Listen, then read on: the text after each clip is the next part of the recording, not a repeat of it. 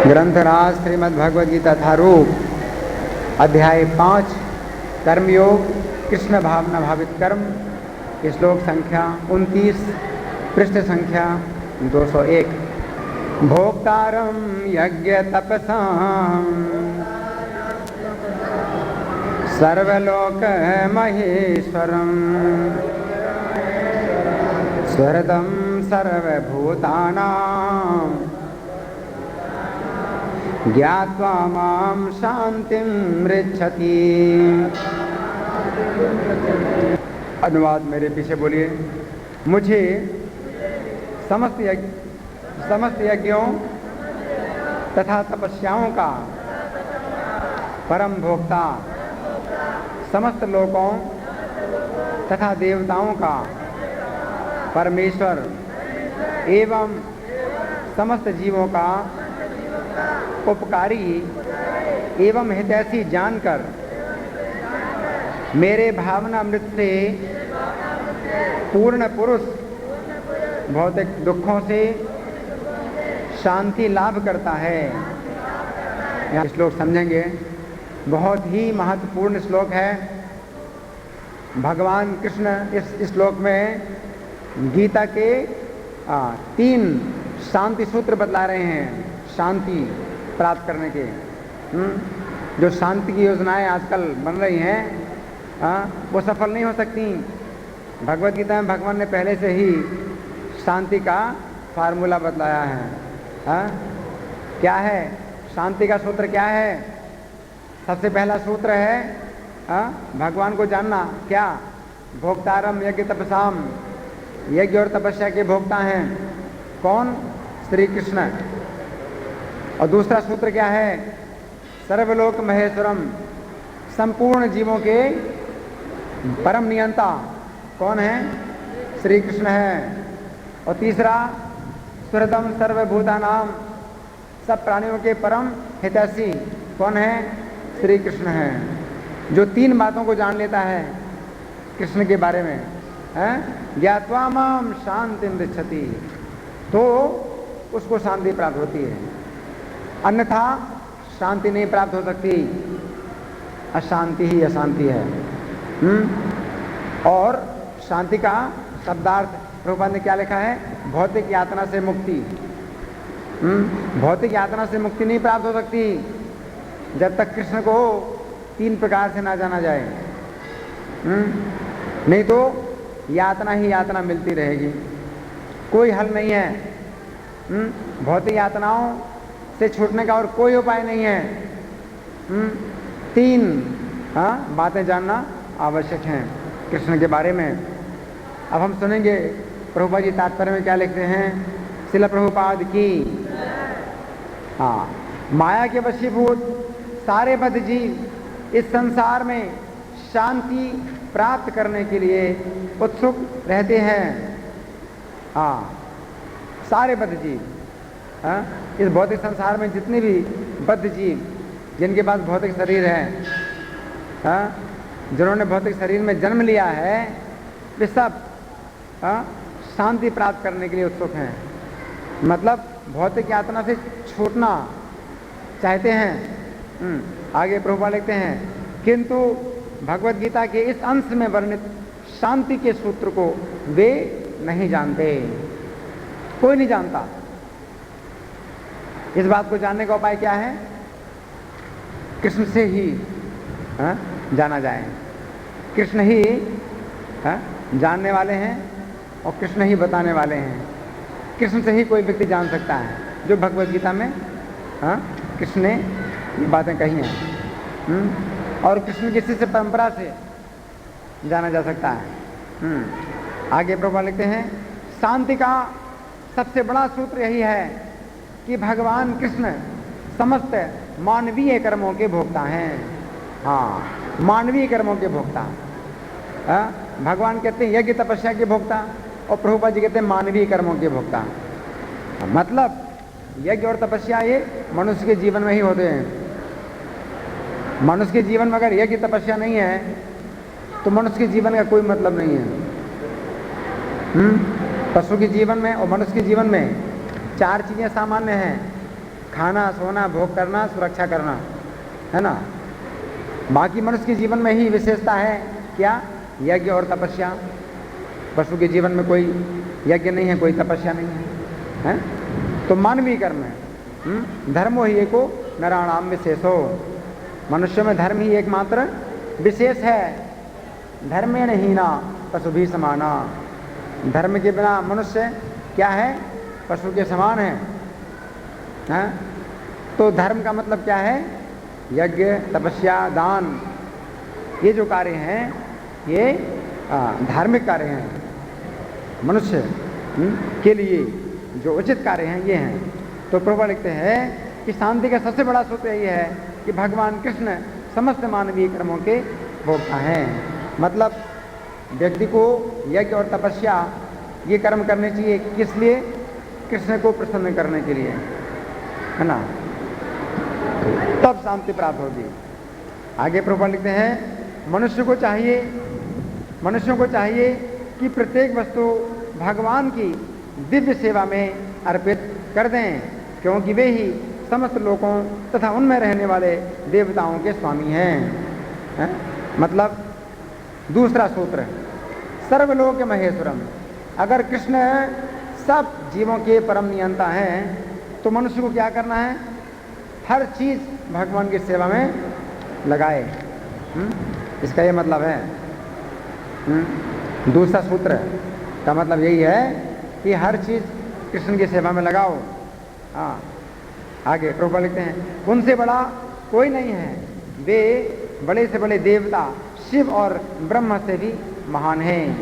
वेदों में श्वेताश्वतर उपनिषद 6-7 में कहा गया है, क्या? तमीश्वराणाम परमम महेश्वरम। भगवान को कहा गया है। माया के वशीभूत होकर सारे जीव सर्वत्र अपना प्रभुत्व जताना चाहते हैं, लेकिन वास्तविकता तो यह है कि सर्वत्र भगवान की माया का प्रभुत्व है। तो जो लोग स्वतंत्र ईश्वर बनना चाहते हैं, उनका क्या हाल होता है? माया उनके ऊपर नियंत्रण करती है। माया नियंत्रण करती है। क्यों? भगवान माया के स्वामी हैं, प्रकृति के स्वामी हैं, और बद्धजीव प्रकृति के कठोर अनुशासन के अंतर्गत है। जब तक कोई इन तथ्यों को समझ नहीं लेता तब तक संसार में व्यष्टि या समष्टि रूप से शांति प्राप्त कर पाना संभव नहीं है। क्या समझे? ना तो व्यष्टि रूप से शांति मिलेगी, ना समष्टि रूप से शांति मिलेगी। मतलब व्यष्टि रूप से शांति कि मतलब आपको अकेले शांति प्राप्त हो जाए, इसको कहते हैं व्यष्टि रूप से शांति। और समष्टि रूप से शांति मतलब आपके पूरे परिवार को, या आपके पूरे समाज को, या पूरे शहर को, या पूरे देश को शांति प्राप्त हो जाए, तो उसको समष्टि शांति कहते हैं। तो ना तो इस प्रकार की शांति हो सकती है, और ना ही उस प्रकार की शांति हो सकती है। किसी प्रकार की शांति नहीं प्राप्त की जा सकती है। आगे प्रभु लिखते हैं कृष्ण भावनामृत का यही अर्थ है। भगवान कृष्ण परमेश्वर हैं तथा देवताओं सहित सारे जीव उनके आश्रित हैं। पूर्ण कृष्ण भावनामृत में रहकर ही पूर्ण शांति प्राप्त की जा सकती है। तो ये दूसरा सूत्र है ओके महेश्वरम। इसमें किसी को भी कृष्ण के समान या कृष्ण से बढ़कर के नहीं समझना, चाहे ब्रह्मा हो चाहे शिव हो, कोई भी हो, कृष्ण के समान नहीं है और ना कृष्ण से बढ़कर के हैं। अगर समझा तो फिर शांति नहीं मिलेगी, तो फिर भौतिक यातनाओं से छूट नहीं पाओगे। अगर समझा कि शंकर ब्रह्मा भी जो है कुछ है, कृष्ण के समान हो सकते हैं, या कृष्ण के समान थे, या कृष्ण के समान हो जाएंगे, तो फिर भौतिक यातना से नहीं छूट पाओगे। अगर भौतिक यातनाओं से मुक्त होना है तो ये मानना पड़ेगा कि कृष्ण के समान शंकर ब्रह्मा कोई भी देवता नहीं है। फिर साधारण जीवों की बात ही क्या है? ना कोई हुआ है और ना कोई होगा कृष्ण के समान। ये है कृष्ण भावनामृत। अच्छा, आगे प्रभु लिखते हैं ये 5वां अध्याय कृष्ण भावनामृत की जैसे सामान्यतया कर्मयोग कहते हैं, व्यावहारिक व्याख्या है। यहाँ पर इस प्रश्न का उत्तर दिया गया है कि कर्मयोग से मुक्ति किस तरह प्राप्त होती है। कृष्ण भावनामृत में कार्य करने का अर्थ है परमेश्वर के रूप में भगवान के पूर्ण ज्ञान के साथ कर्म करना। ऐसा कर्म दिव्य ज्ञान से भिन्न भक्ति योग है और ज्ञान योग वह पथ है जिससे भक्ति योग प्राप्त किया जाता है। कृष्ण भावनामृत का अर्थ है परमेश्वर के साथ अपने संबंध का पूर्ण ज्ञान प्राप्त करके कर्म करना, और इस चेतना में पूर्णता का अर्थ है कृष्ण या श्री भगवान का पूर्ण ज्ञान। शुद्ध जीव भगवान के अंत रूप में ईश्वर का नित्य दास है। वह माया पर प्रभुत्व जताने की इच्छा से ही माया के संपर्क में आता है और यही उसके कष्टों का मूल कारण है। जब तक वह पदार्थ के संपर्क में रहता है उसे भौतिक आवश्यकताओं के लिए कर्म करना पड़ता है, किंतु कृष्ण भावनामृत उसे पदार्थ की परिधि में स्थित होते हुए भी आध्यात्मिक जीवन में ले जाता है, क्योंकि भौतिक जगत में भक्ति का अभ्यास करने पर जीव का दिव्य स्वरूप पुनः प्रकट होता है। जो मनुष्य जितना ही प्रगत है वह उतना ही पदार्थ के बंधन से मुक्त रहता है। भगवान किसी का पक्षपात नहीं करते। यह तो कृष्ण भावनामृत के लिए व्यक्तिगत व्यावहारिक कर्तव्य पालन पर निर्भर करता है, जिससे मनुष्य इंद्रियों पर नियंत्रण प्राप्त करके इच्छा तथा क्रोध के प्रभाव को जीत लेता है। हाँ, तो प्रभुपाद जी जो कह रहे हैं इच्छा और क्रोध के प्रभाव को जीतना है, तो यह 28वें श्लोक में था, विगत इच्छा भय क्रोध हो यहाँ सदा मुक्त एवं। तो वो बात प्रभुपाद जी बता रहे हैं। और आगे प्रभुपाद लिखते हैं, और जो कोई उपर्युक्त कामेच्छाओं को वश में करके कृष्ण भावनामृत में दृढ़ रहता है वह ब्रह्म निर्वाण या दिव्य अवस्था को प्राप्त होता है। कृष्ण भावनामृत में अष्टांग योग पद्धति का स्वयमेव अभ्यास होता है, क्योंकि इससे अंतिम लक्ष्य की पूर्ति होती है। यम नियम आसन प्राणायाम प्रत्याहार धारणा ध्यान तथा समाधि के अभ्यास द्वारा धीरे धीरे प्रगति हो सकती है, किंतु भक्ति योग में तो ये प्रस्तावना के स्वरूप हैं, क्योंकि केवल इसी से मनुष्य को पूर्ण शांति प्राप्त हो सकती है। यही जीवन की परम सिद्धि है। तो यहाँ प्रभुपाद जी का तात्पर्य समाप्त हुआ। तो ये जो अंत में जो प्रभुपाद ने बताई है ये बात बड़ी मार्मिक है। क्या प्रभुपाद कहते हैं कि अष्टांग योग के जो 8 अंग हैं,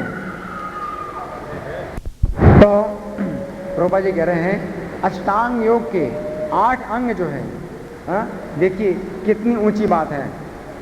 अष्टांग योग के 8 अंग हैं, यम नियम आसन प्राणायाम प्रत्याहार धारणा ध्यान और समाधि। 8 अंग क्या है? भक्ति योग में प्रस्तावना स्वरूप है। सोचो, भक्ति योग में प्रस्तावना है, ये भक्ति योग की प्रस्तावना है, मतलब भक्ति योग बहुत ऊंचा है? अष्टांग योग में 8 के 8 अंग जो है भक्ति योग के सामने क्या है? बहुत ही शुरुआत की चीजें हैं। भक्ति योग बहुत आगे है ना? क्योंकि प्रभु लिखते हैं क्योंकि केवल इसी से मनुष्य पूर्ण शांति प्राप्त कर सकता है। यही जीवन की परम सिद्धि है। इस प्रकार श्रीमद् भगवद गीता के 5वें अध्याय कर्मयोग कृष्ण भावना भावित कर्म का भक्ति वेदांत तात्पर्य पूर्ण हुआ। अब इस श्लोक पर जो मेरा लेख छपा था भगवत दर्शन में, इसको मैं पढ़ के सुना रहा हूँ, आप लोग ध्यान से सुनिए। ये भगवद गीता के 5वें अध्याय का अंतिम श्लोक है, जिसको श्रील प्रभुपाद सदा उद्धृत किया करते थे, तथा उन्होंने इस श्लोक को भगवद गीता का शांति सूत्र कहा है। इस भौतिक जगत में जीवात्माओं को सदा और सर्वत्र भय बना रहता है। भगवद गीता का विषय उन्हीं लोगों के लिए है जो इस सत्य को अच्छी प्रकार समझ चुके हैं। क्या सत्य? कौन सा सत्य है अच्छी प्रकार से समझना चाहिए? कि इस भौतिक जगत में जीवात्माओं को सदा और सर्वत्र भय बना रहता है। सदा और सर्वत्र, सर्वत्र हर जगह, हर समय और हर जगह भय बना हुआ है हर जीव को। प्रत्येक जीव को प्रत्येक स्थान पर और प्रत्येक समय भय बना हुआ है। इस सत्य को जानना जरूरी है, हाँ? अन्यथा इस श्लोक में शांति की कोई बात ही नहीं होती, हाँ? शांति का मतलब क्या है? भय से छुटकारा। क्योंकि इस श्लोक में भगवान ने शांति की बात कही है, इसका अर्थ है कि इस जगत में कोई भी शांत नहीं है। बहुत से लोग ऐसा कहते हैं कि हमें कोई कष्ट नहीं है तथा हमें सभी प्रकार से शांति मिल रही है, हाँ? अगर आप पूछोगे क्या हाल चाल है तो कहेंगे बहुत अच्छा हाल है। जिससे पूछो वही कहेगा बहुत अच्छा हाल है, हैं? आपको शांति मिल रही है? हाँ, बहुत शांति मिल रही है हमको। जिससे पूछो वही जवाब देता है, क्या? कि कोई कष्ट नहीं है, हमें सभी प्रकार से शांति मिल रही है। परंतु ये एक अज्ञान है। क्या है? अज्ञान है। जब उनके सामने मृत्यु आती है तो वे भयभीत हो उठते हैं, हाँ? अब मृत्यु कब आती है सामने? ये मृत्यु प्रतिदिन उनके सामने किसी न किसी रूप में आती है, रोज आती है। मौत रोज आती है उनके सामने किसी न किसी रूप में। जैसे सड़क पर निकलते हैं, सड़क पर निकलते हैं तो ट्रकों और अन्य वाहनों को देखकर भयभीत हो उठते हैं। ट्रक के रूप में मौत आती है सामने, हैं? तब कैसा लगता है?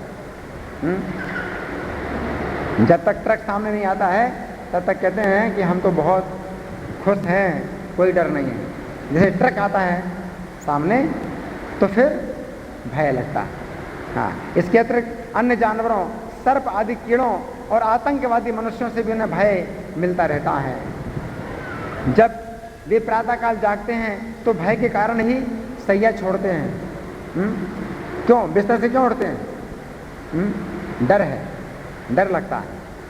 भय के कारण ही स्नान करते हैं और भय के ही कारण भोजन करते हैं और भय के ही कारण अपने व्यापार का कार्य करते हैं। उन्हें व्यापार में अपने सेवकों से भय रहता है, इसलिए उन्हें वेतन देते हैं। तनख्वाह क्यों देते हैं नौकर को? डर है। उन्हें अपनी पत्नी से भय रहता है, इसलिए उसकी इच्छाओं के अनुसार सभी कार्य करते तथा वस्तुएं लाते रहते हैं। पत्नी से भी डर है। यही अज्ञान है।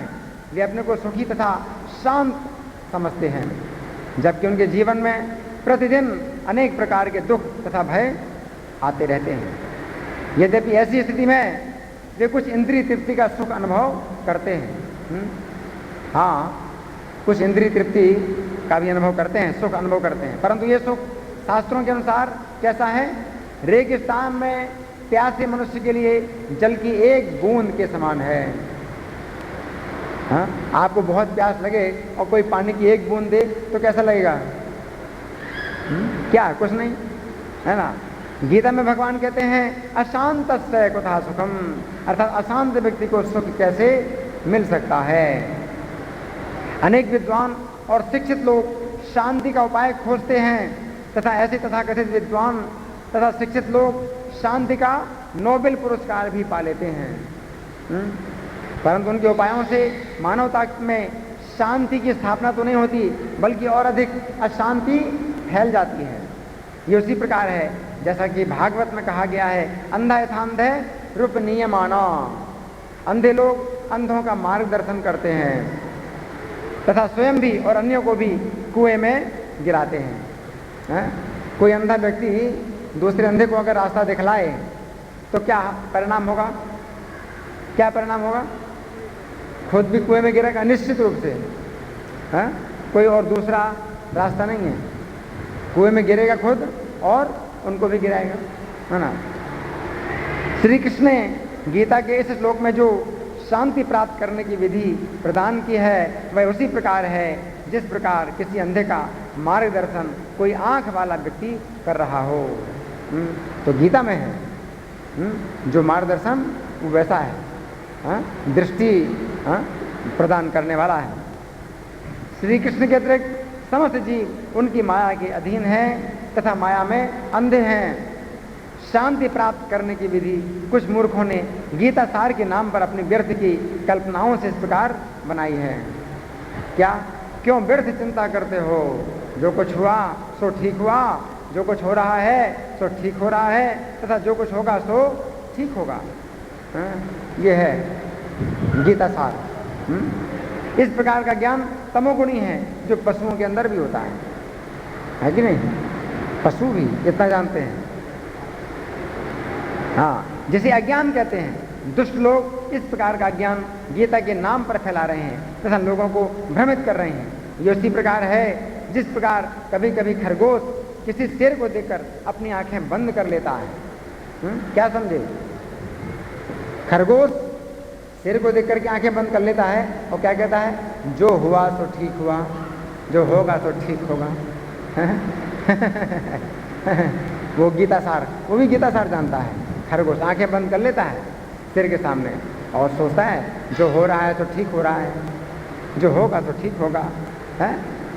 तथा सोचता है कि मुझे कोई भय नहीं है। इस प्रकार वह शेर के द्वारा मारा जाता है। उसी प्रकार अज्ञान में कोई सोचता है कि जो कुछ हो रहा है तो ठीक हो रहा है, जो कुछ होगा तो ठीक होगा, तथा जो कुछ हुआ तो ठीक हुआ। तो उसके सोचने से तो ऐसा नहीं होगा।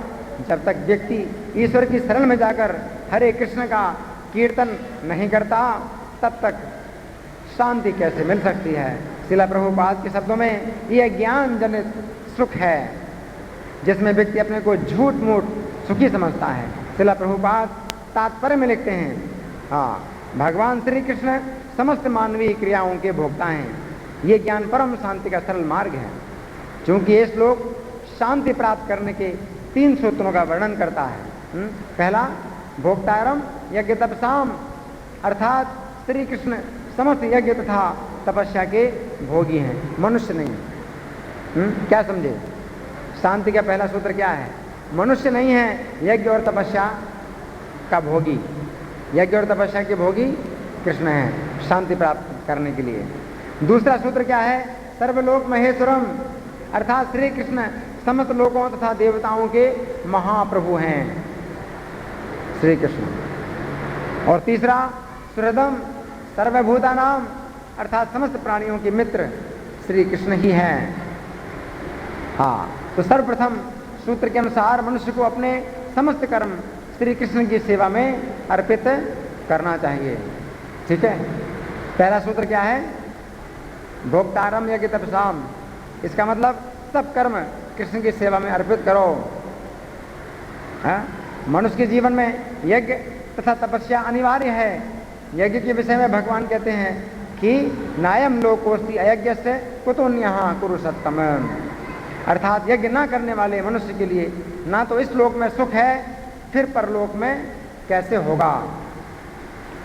श्री कृष्ण को यज्ञों का भोक्ता समझने का अर्थ यही है कि श्री कृष्ण यही चाहते हैं कि मानव अपने जीवन में यज्ञ को अनिवार्य समझे। श्री कृष्ण समस्त यज्ञों के भोक्ता हैं। इसका अर्थ यह भी है कि जितने प्रकार के यज्ञ अनेक देवताओं के नाम से होते हैं, उन यज्ञों में भी श्री कृष्ण का ही पूजन होता है। लगता है कि दूसरे देवताओं की पूजा हो रही है, लेकिन वास्तव में उन देवताओं की पूजा नहीं हो रही। किसकी पूजा हो रही है? कृष्ण की पूजा हो रही है ना। आकाशात् पतितं तोयम यथा गच्छति सागरम, सर्वदेव नमस्कारः केशवम प्रति गच्छति। आकाश से गिरा हुआ जो जल है वो लगता तो है कि पहाड़ों में गिर रहा है, जंगल में गिर रहा है, नदियों में गिर रहा है, लेकिन वास्तव में कहाँ जा रहा है?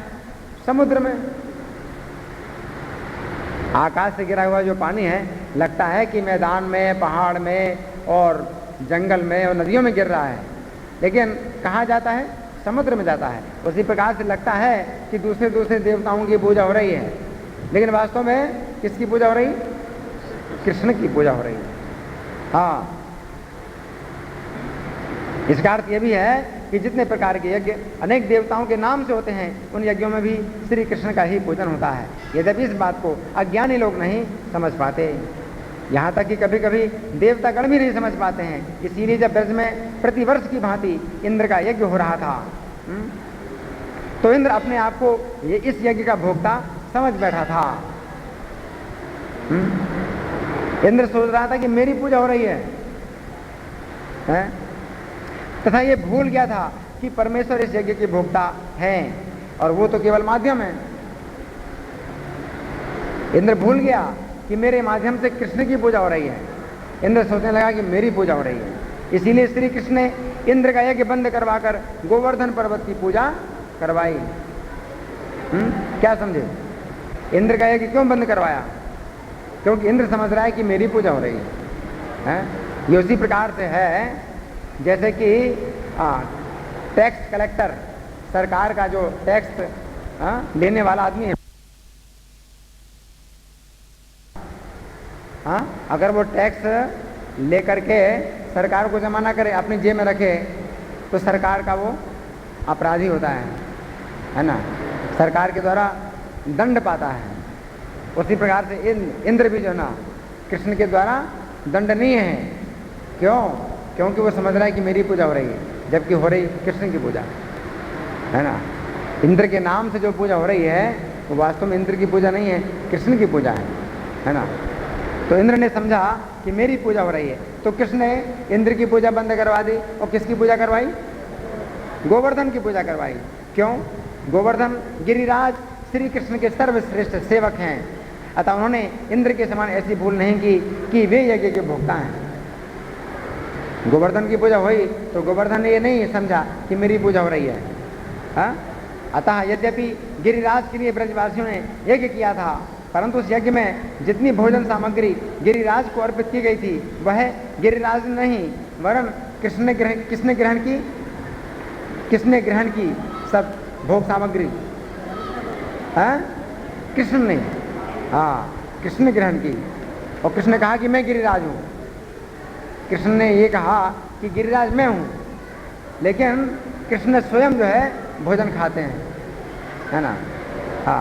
श्री कृष्ण ने इंद्र का यज्ञ बंद करवाकर तथा गिरिराज का यज्ञ कराकर इंद्र को ये दिखाना चाहा था कि यज्ञों के असली भोक्ता इंद्र नहीं वरन श्री कृष्ण हैं।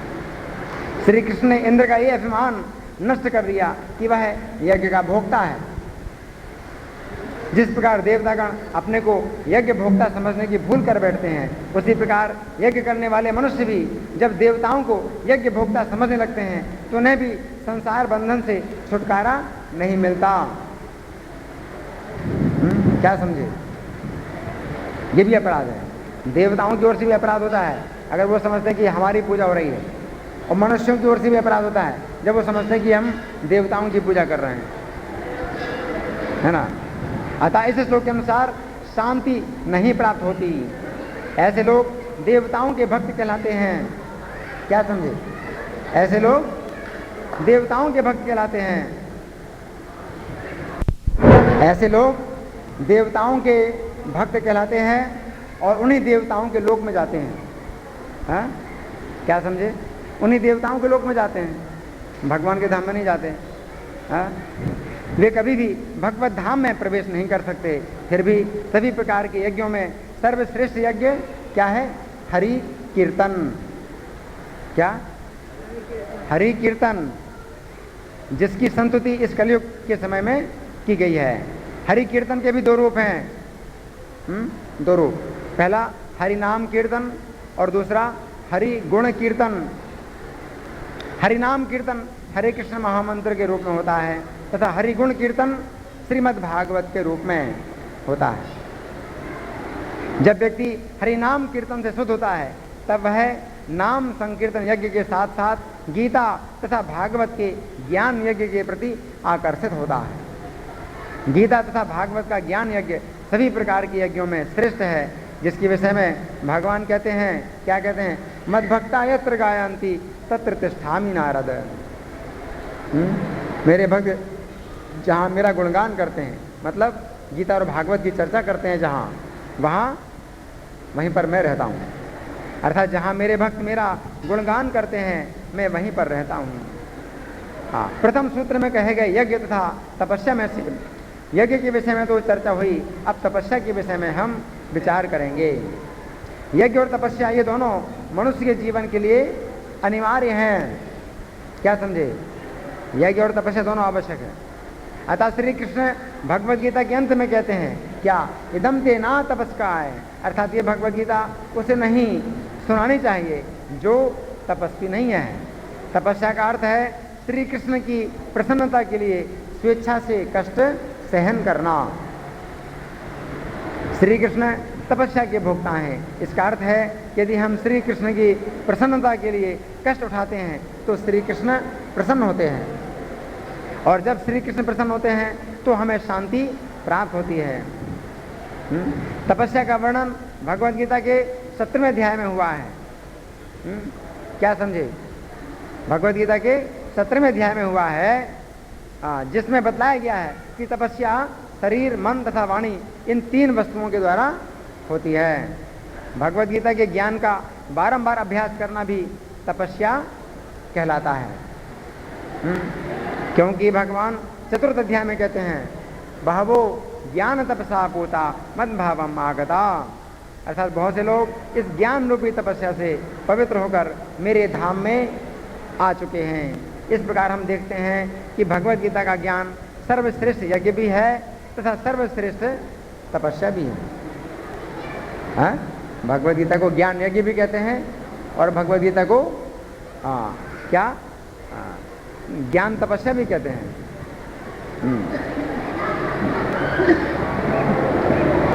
इसलिए शांति प्राप्त करने का प्रथम सूत्र यही है कि भगवद गीता के ज्ञान को हृदयंगम किया जाए। अब दूसरा सूत्र है क्या? दूसरा सूत्र क्या है? सर्वलोक महेश्वरम, अर्थात ये जानना कि श्री कृष्ण समस्त देवताओं के सहित जीवों के ईश्वर हैं। इस विषय में श्रील प्रभुपाद तात्पर्य में लिखते हैं भगवान श्री कृष्ण माया के स्वामी हैं, जबकि जीव माया के कठोर नियमों के परवश है। इसका अर्थ है कि श्री कृष्ण की माया ब्रह्मा तथा शिव जैसे ईश्वरों को भी नचाती है। इसीलिए श्री कृष्ण ईश्वरों के भी ईश्वर अर्थात महेश्वर हैं। इस सत्य को स्वीकार करने से हम स्वतः श्री कृष्ण की शरण लेते हैं ताकि हम उनकी माया से मुक्त हो सकें। शांति प्राप्त करने का दूसरा सूत्र यही है कि श्री कृष्ण को अपना स्वामी स्वीकार किया जाए। तीसरा सूत्र है सुहृदम सर्वभूतानाम, अर्थात श्री कृष्ण समस्त जीवों के हितैषी हैं। दूसरे शब्दों में श्री कृष्ण की सेवा से सभी जीवों की सेवा स्वतः हो जाती है। समस्त जीवों की अलग से सेवा करने की कोई आवश्यकता नहीं है। जिस प्रकार वृक्ष के मूल को सींचने से वृक्ष के तने, शाखाओं, उपशाखाओं, पत्तियों, फूलों तथा फलों का अपने आप सिंचन हो जाता है, उसी प्रकार श्री कृष्ण की पूजा से संपूर्ण जगत का कल्याण स्वतः होता है। और दूसरा उदाहरण है क्या? जिस प्रकार भोजन को उदर में डालने से शरीर के समस्त अंगों में शक्ति तथा पुष्टि आ जाती है, उसी प्रकार श्री कृष्ण की सेवा से समस्त जीवों की भलाई स्वतः हो जाती है। जो व्यक्ति सत्य को समझ लेता है वह शांति प्राप्त करता है। परंतु बहुत से तथाकथित महात्मा लोग इस बात पर ध्यान न देकर जीवों की भलाई की अलग अलग योजनाएं जैसे निर्धनों को भोजन तथा वस्त्र वितरण आदि बनाते हैं। वे कभी भी शांति नहीं प्राप्त कर सकते, क्योंकि वे वृक्ष के मूल का सिंचन न करके वृक्ष के पत्तों का सिंचन कर रहे हैं। वृक्ष के पत्तों का सिंचन करने से पत्ते कभी भी हरे नहीं होंगे, परंतु यदि वृक्ष के मूल का सिंचन किया जाए तो वृक्ष के पत्ते स्वतः हरे हो जाएंगे। अतः प्रभुपाद के शब्दों में इस श्लोक का निष्कर्ष है एकमात्र भक्ति योग मानव को शांति प्रदान कर सकता है। यदि मानव समाज में प्रतिदिन भगवद गीता का श्रवण या अध्ययन तथा हरे कृष्ण महामंत्र का कीर्तन आयोजित किया जाए तो मानव समाज में शांति की स्थापना हो सकती है, अन्यथा सारे प्रयास व्यर्थ हैं। ये लेख था भगवद दर्शन जो छपा था। तो इस श्लोक में भगवान ने 3 शांति के सूत्र बतलाए हैं। पहला सूत्र है भोक्तारम यज्ञ तपसाम, यज्ञ और तपस्या के भोक्ता भगवान कृष्ण हैं। तो भगवान की प्रसन्नता के लिए यज्ञ तपस्या होनी चाहिए, अपने भोगने के लिए नहीं। अपने भोगने के लिए नहीं। जैसे हिरण्यकशिपु ने तपस्या की, क्यों? अपने भोगने के लिए, ईश्वर बनने के लिए, ईश्वर को प्रसन्न करने के लिए नहीं तपस्या की उसने, इसलिए उसको शांति नहीं मिली, है ना। लेकिन शांति मिली ध्रुव महाराज को। ध्रुव महाराज ने तपस्या की, क्यों? ईश्वर को प्रसन्न करने के लिए, है ना। भोक्तारम यज्ञ तपसाम। फिर सर्वलोक महेश्वरम, सब लोगों के कृष्ण नियंता हैं। कैसे? माया, जो कृष्ण की शरण में नहीं आता है उसको माया नचाती है ना। तो सर्वलोक महेश्वरम, कोई भी उनकी माया से छोड़ नहीं सकता। ना तदस्ति पृथिव्याम वा दिव्य देवेश वा पुनः सत्वम प्रकृति जैर मुक्तम में देवी शास्त्र फिर गुण। स्वर्ग में या देवताओं में या पृथ्वी में कहीं भी कोई भी ऐसा व्यक्ति नहीं है जो भौतिक प्रकृति के गुणों से मुक्त हो। जब तक कोई कृष्ण की शरण ना ले तब तक है। दैवी हे सा गुणमयी मम माया दुरत्या मामेव ये प्रपद्यन्ते माया में ताम तरंदिते। गुणमयी माया, जो 3 गुणों की जो माया है मेरी, वो दैवी है। जो केवल मेरी शरण में आते हैं वही इस माया से छूट सकते हैं, है ना। तो सर्वलोक महेश्वरम का ये मतलब है। और तीसरी बात क्या है? सुहृदम सर्वभूतानाम, सब प्राणियों के सुहृद हैं, है ना। अगर आपने कृष्ण को महेश्वर मान लिया तो इससे बात पूरी नहीं हुई, क्योंकि फिर कोई प्रश्न कर सकता है कि कृष्ण जो है सब लोगों के ईश्वर हैं, महेश्वर हैं, तो लगता है कि सबको जो है काम कराते होंगे, घोड़े की तरह काम कराते होंगे, घोड़े की तरह, गधे की तरह काम कराते हैं कृष्ण। नहीं, जो कृष्ण का दास बन जाता है, पता है कि वो कितना सुखी होता है, कितना सुखी होता है। कृष्ण उसके सेवक बन जाते हैं। उदाहरण अर्जुन,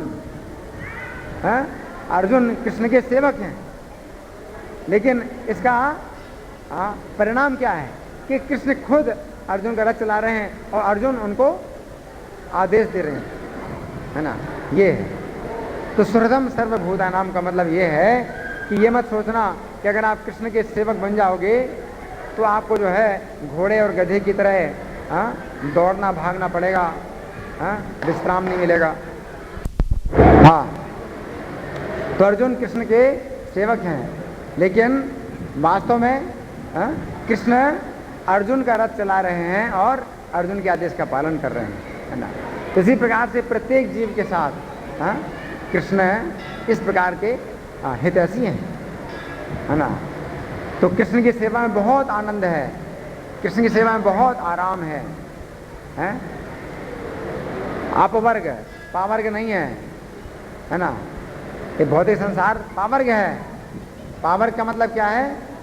5 अक्षर हैं पावर्ग में, पा फा बा भा मा।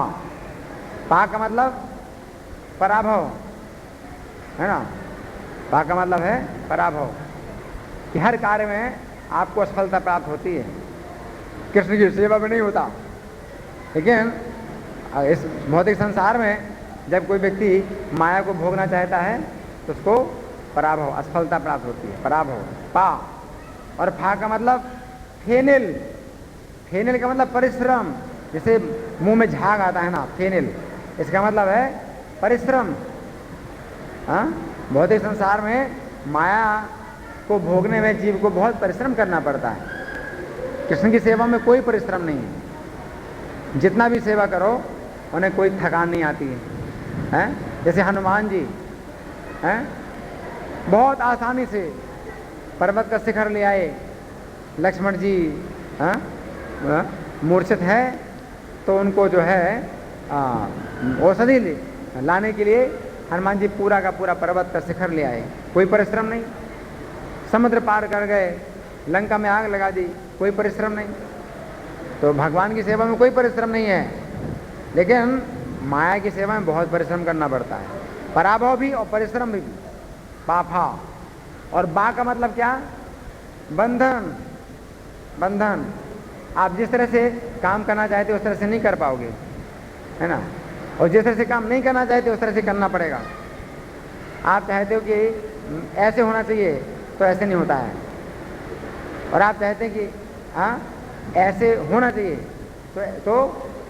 तो ऐसे नहीं होता, और आप चाहते हैं कि ऐसे नहीं होना चाहिए तो ऐसे ही होता है ना। बंधन है।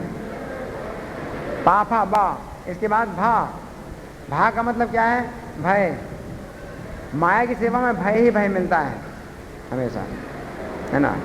और कृष्ण की सेवा में किसी प्रकार का भय नहीं है, निर्भय। भक्त लोग हमेशा निर्भय रहते हैं। भा, और इसके बाद माँ, माँ का मतलब मृत्यु। माया की सेवा में मृत्यु प्राप्त होती है। जन्म मरण जन्म मरण जन्म मरण का चक्र हमेशा चलता रहता है, और कृष्ण की सेवा में मृत्यु नहीं है, अमृत है।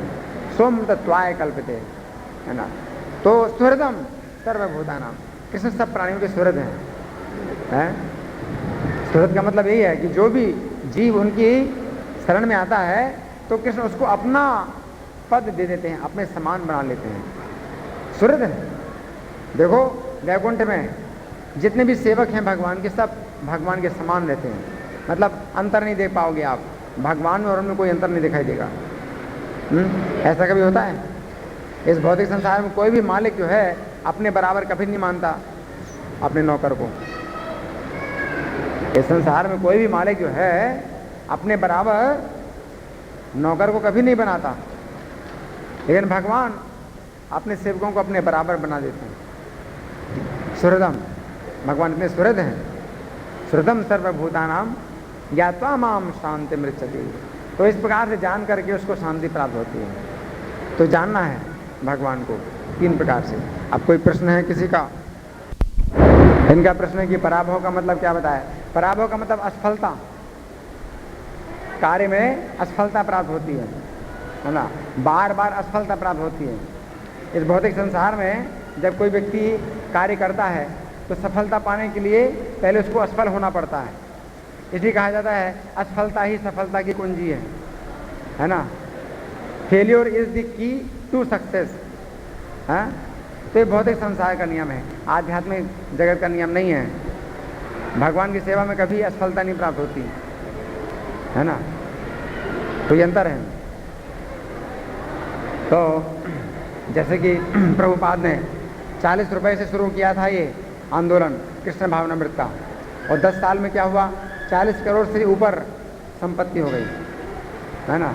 तो प्रभुपाद कहते हैं कि कोई भी ऐसा व्यापार नहीं हो सकता कि 40 रुपए से शुरू किया जाए और 40 करोड़ हो जाए 10 साल में। क्या ऐसा कोई व्यापार हो सकता है? नहीं हो सकता। 40 रुपए से 40 करोड़ हो जाए 10 साल में, हो सकता है? कोई व्यापार हो सकता है ऐसा? नहीं हो सकता। लेकिन कृष्ण भावनामृत का व्यापार इस प्रकार का है। तो सफलता जो है प्राप्त होती है। जो पूर्ण समर्पित हो जाते हैं तो थोड़े से परिश्रम से उनको बहुत फल प्राप्त होता है ना। लेकिन भौतिक संसार में व्यक्ति परिश्रम करता है, बहुत परिश्रम करता है और फल मिलता है थोड़ा सा, है ना। कहते हैं खोदा पहाड़ और निकली चूहिया, है ना। तो भौतिक संसार में लोगों को परिश्रम ही परिश्रम करना पड़ता है, और फल क्या मिलता है? खाली परिश्रम और कुछ नहीं, है ना। भौतिक संसार में लोग परिश्रम करते हैं और आशा करते हैं कि हमें बहुत फल मिलेगा, बहुत फल मिलेगा। जैसे कि माँ बाप हैं, बच्चे को पालते हैं, बड़ा करते हैं, बढ़िया पढ़ाते हैं, लिखाते हैं, लेकिन कृष्ण की शिक्षा नहीं देते हैं। तो क्या होता है आगे चल करके? वो लड़का जो है उन्हीं माँ बाप की अवज्ञा करता है, उन्हीं माँ बाप को छोड़ देता, उनकी सेवा नहीं करता, उनका अपमान करता है। जिस बच्चे को उन्होंने खूब परिश्रम करके पाला और पढ़ाया लिखाया, लेकिन कृष्ण का कोई उपदेश नहीं दिया, तो वही बच्चा जो है आगे चल करके पढ़ लिख करके अच्छा जो है बन जाता है, और उन्हीं माँ बाप को जो है क्या करता है? अपमानित करता है। तो ये है परिश्रम। इस भौतिक संसार में ये है पराभव, परिश्रम और पराभव। इतना परिश्रम किया और पराभव। पराभवस्तावद बोध जातो यावन जिज्ञासत आत्म तत्वम। तो तब तक पराभव होता ही रहेगा। पराभव असफलता, है ना, हार। पराभव का मतलब हार। तब तक आप हारते ही रहोगे जब तक आत्म तत्व की जिज्ञासा नहीं करते। तो जब तक कृष्ण तत्व को आप नहीं समझ पाएंगे, तब तक ये पा वर्ग बना रहेगा हमेशा। पा का मतलब पराभव और फा का मतलब फेनिल यानी परिश्रम, और बा का मतलब बंधन, भा का मतलब भय और माँ का मतलब मृत्यु। ये पांचों के पांचों जो है लगे रहेंगे। और जब कृष्ण के शरण में जाते हैं, कृष्ण को तीन प्रकार से समझ लेते हैं कि कृष्ण ही पूजा के पात्र हैं, परम आराध्य देव हैं कृष्ण, और कृष्ण ही परम ईश्वर हैं या स्वामी हैं, और कृष्ण ही परम सुहृद हैं, सखा हैं, मित्र हैं। तो फिर पावर्ग फिर नहीं रहेगा, पावर्ग से आप मुक्त हो जाएंगे। और कोई प्रश्न किसी का?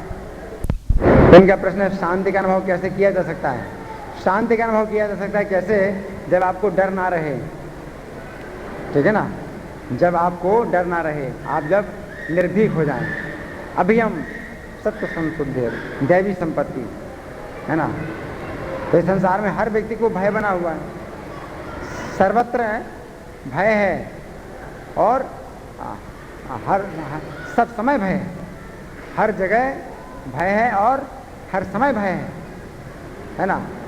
तो उस भय से जब मुक्त हो जाए तो उसको कहते हैं शांति, है ना। अशांत का मतलब है डरा हुआ व्यक्ति, जैसे चोर होता है? तो वो अशांत रहता है, वो कहीं भी रहे उसको डर बना रहता है कि पुलिस मुझे पकड़ लेगी, तो वो अशांत है कि नहीं? अशांत अस्य कुतः सुखम, जब तक अशांत है तब तक सुख कैसे हो सकता है उसको? चोर जो है उसको हमेशा डर बना रहता है दिन रात कि पुलिस मुझे पकड़ रही है, मुझे पकड़ रहेगी, मुझे पकड़ रही है, मुझे पकड़ लेगी, है? अब वो चाहे कितना भी खाए, चाहे जितना भी बढ़िया सोए, खाए सोए, लेकिन वो नहीं सुखी हो सकता है कि उसको डर बना हुआ है कि नहीं? तो शांत का मतलब यही है कि जब व्यक्ति का डर समाप्त हो जाता है, भगवान के चरणों में शांति प्राप्त होती है। भगवान के चरण कहलाते हैं अभय चरणारविंद, भजहु रे मन श्री नंदन नंदन अभय चरणारविंद रे, है ना। तो भगवान के चरणों को अभय का स्थान कहा जाता है, शांति, जहाँ की भय समाप्त हो जाता है। जन्म मृत्यु जरा व्याधि दुख दोषानुदर्शनम, हमेशा दुख और दोष देखना, किसमें? जन्म मृत्यु बुढ़ापा और बीमारी में हमेशा, है ना। तो ये जो है भय है, ये समस्या है। जब तक ये समस्या है तब तक सुख कैसे मिल सकता है? आजकल का जो विज्ञान है वो इस समस्या को हल नहीं कर रहा है, बाकी और कई प्रकार के सुख के उपाय निकाल रहे हैं, है ना। लेकिन जब तक जन्म मरण बुढ़ापा बीमारी इन समस्याओं को हल नहीं किया तब तक कैसे आप सुखी हो सकते हो? हैं? तो विज्ञान ने बहुत सुख के लिए बहुत साधन दे दिए हैं। देखो, ये बिजली के बल्ब चल रहे हैं, ये पंखा चल रहा है, कूलर है, फ्रिज है ना, और मोबाइल है, टेलीफोन और टेलीविज़न, है ना, क्या क्या चीज़ें दी हैं। लेकिन जब तक जन्म मरण बुढ़ापा बीमारी की समस्या बनी हुई है तब तक कैसे सुखी हो सकता है कोई व्यक्ति, है ना। ये केवल एक बहलावा है, जैसे बच्चों को कोई जो है ना भुलावा देता है, फुसलाता है ना। तो इसी प्रकार से, है ना, जैसे कि कुछ बच्चे थे जिनको कुछ ऐसी बीमारी थी जिससे कि वो मतलब कुछ समय के बाद मर जाएंगे, लेकिन उन बच्चों को जो है ना बहलाने के लिए एक व्यक्ति को नियुक्त किया गया था कि वो उनको पार्क में ले जाए और उनको खिलाए, उनको जो है मतलब इस प्रकार से मनोरंजन करे। तो वे बच्चे जो है ना पार्क में इकट्ठे होकर के बैठ गए और फिर आपस में बातें करने लगे, बोलने लगे कि अरे ये आदमी तो हम लोगों के वो केवल धोखा देने के लिए आया है, हम लोगों को तो ऐसी बीमारी है कि हम लोग तो जिंदा रहेंगे नहीं, हम लोग तो मर जाएंगे। ये हम लोगों को बहलाने के लिए यहाँ पार्क में लाया है और ये सब खेल के साधन दिखला रहा है कि हम लोग खेलें और इस बात को भूले रहें। ये तो हम लोगों को मूर्ख बना रहा है। उसी प्रकार से वैज्ञानिक लोग हैं, हम लोगों को जन्म मरण बुढ़ापा बीमारी की समस्याएं बनी हुई हैं, है ना। और ये वैज्ञानिक लोग हमें क्या कर रहे हैं, बहला रहे हैं, फुसला रहे हैं इन चीज़ों में कि तुम जो ना सुख का अनुभव करो। ये सब चीज़ें खेलने की, मनोरंजन की चीज़ें दे रहे हैं, टेलीविज़न है कि नहीं। तो ये सब जो है ना अज्ञान है। इससे जो है केवल अज्ञान ही अज्ञान बढ़ता है और कुछ नहीं। लेकिन जब इस समस्या का जो असली हल है कृष्ण भावनामृत, तो क्यों ना ग्रहण किया जाए। इसकी चिकित्सा अगर है तो चिकित्सा क्यों ना कराई जाए। ऐसे बहलाने से क्या फायदा। एक व्यक्ति है अपनी बीमारी की चिकित्सा करा रहा है ना, और दूसरा व्यक्ति अपनी बीमारी की चिकित्सा नहीं करा रहा है, बल्कि और मनोरंजन करता रहता है अपने को भुलाने के लिए कि मैं भूला रहा हूँ। तो कौन सा अच्छा है। जो चिकित्सा करा रहा है वो अच्छा है ना, वो गंभीरता से चिकित्सा करा रहा है, वो नहीं सब मनोरंजन के चक्कर में रहता है कि नहीं मुझको कोई बीमारी नहीं है, मैं सुखी हूँ, मैं सुखी हूँ, मैं सुखी हूँ। ऐसे ऐसे कोई सुखी थोड़ी होता है। हमने उदाहरण दिया खरगोश का, कि शेर के सामने खरगोश आंखें बंद कर लेता है कि नहीं कोई शेर नहीं है, कोई डर नहीं है, तो क्या होता है, मर जाता है। और खरगोश चाहे तो अपनी जान बचा सकता है कैसे। खरगोश इतना तेज भागता है कि शेर नहीं पकड़ पाएगा उसको, है ना। तो मनुष्य जीवन में उपाय है बचने का। आपके पास ऐसी योग्यता है कि आप बच सकते हैं, लेकिन आप मनोरंजन में, वैज्ञानिकों ने इस प्रकार के मनोरंजन के साधन बनाए हैं कि आप भूले रहो, कृष्ण का भजन ना करो और अपने को सुखी समझो, है ना। इस प्रकार के अज्ञान में जो है सब के सब जो ना लोग डूबे हुए हैं। जो भगवत गीता है अज्ञान से निकालने के लिए है। प्रभुपाद जी ने ये आंदोलन जो बनाया है अज्ञान से निकालने के लिए है। आप सुखी नहीं हैं, आपको सुखी होना है, तपस्या, यज्ञ और तपस्या, इन उपाय से आप सुखी हो सकते हो। कृष्ण को अगर प्रसन्न करोगे इस प्रकार से, तो सुख प्राप्त करने का जो है ये उपाय है कि कृष्ण को आप जो है सुख प्रदान करो। कृष्ण को प्रसन्न करने से आपकी सब समस्याएं सुलझेंगी और कोई दूसरा उपाय नहीं है। ये 5वें अध्याय का अंतिम श्लोक है। तो ये पूरा निष्कर्ष है, भगवत गीता का भी निष्कर्ष कहा जा सकता है इसको।